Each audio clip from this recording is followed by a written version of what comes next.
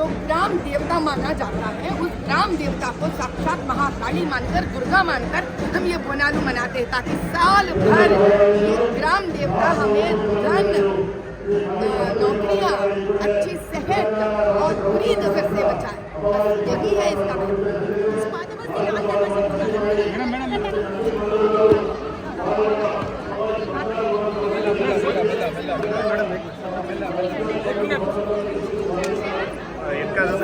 ఒక్క నిమిషం సైడ్ అన్న, ఒక్క నిమిషం మేడం ఆగింది అయ్యా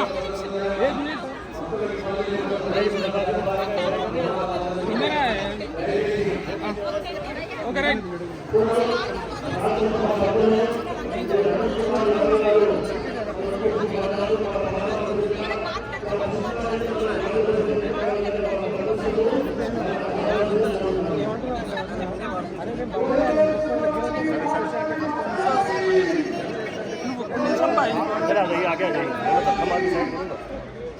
వచ్చే ప్రతిసారి ఒక ఎత్తు బోనాల సమయంలో రావడం ఆడపడుచులందరూ ఆవేశపూరితమైన బోనాలు ఎత్తుకొని ఆవిడ దగ్గరికి వెళ్ళేటప్పుడు వాతావరణంలోని ఒక పూనకం ఉంటుంది.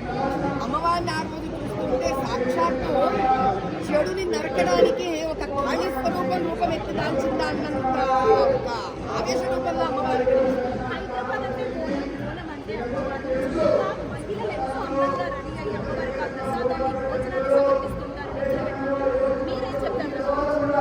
అది చక్కటి ఆడబడుచు, ఆ రణాల మా తెలంగాణ ఆడబడుచు ఈ రోజు ఉత్సాహంగా ఎలా అయితే తయారవుతుందో ఇది సనాతన ధర్మం అంటారు.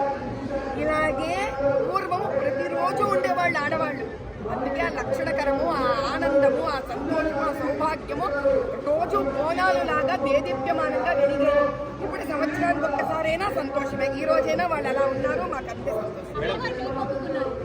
మా పాత బస్తీలో ఉన్న ఆడపిల్లలందరూ, యువకులందరూ, కుటుంబాలన్నీ సుభిక్షంగా ఉండాలి. సుభిక్షం అంటే సంతోషంగా, ఆరోగ్యవంతంగా, ధనంతో, మనశ్శాంతితోటి, హైందవ ధర్మ సంస్థాపనతోటి, సనాతన ధర్మ సంస్థాపనతోటి భారతదేశం మొత్తంలో ఏ పార్లమెంటు స్థానానికి తక్కువ లేకుండా బాంబే కాదు, ఢిల్లీ కాదు, కలకత్తా కాదు, హైదరాబాదు మా క్యాపిటల్ సిటీలో పాటు సమానంగా మా పాత బస్తీ వాళ్ళు కూడా అభివృద్ధి చెందారు.